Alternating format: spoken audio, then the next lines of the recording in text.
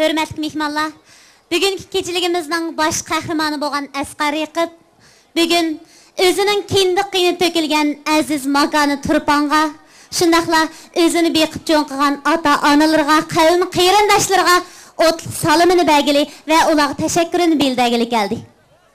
Bayatın onun icrasında anlığan naqşlarımız, muhabbetini köylügen, sənətini köylügen naqşlar bolsa, tövəndə onun icrasında anlaydıgan naqşımız sizlərə bağışlanğan naqşa. Yani əziz xalqımızga bağışlanğan naqşa körgülü gəldim. Qini Asqar Raqibni səhnəyə təklif qılmaz. Mərhəmət. Rahmet.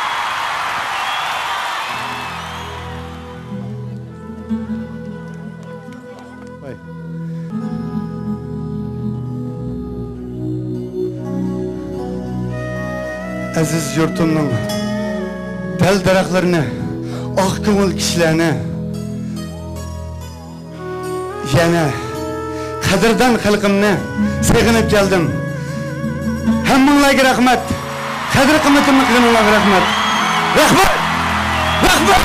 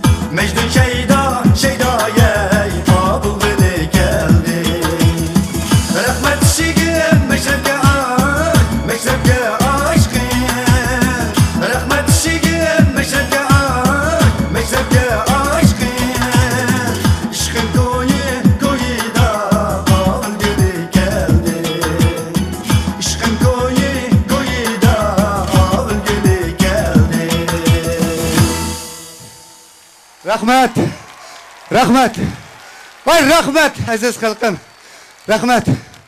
Muşu gülümni qadrlik atam Raqib Qadirga hamda meni bag'riga bosgan apamga mush gülümni tutqiriq so'qsam rahmat.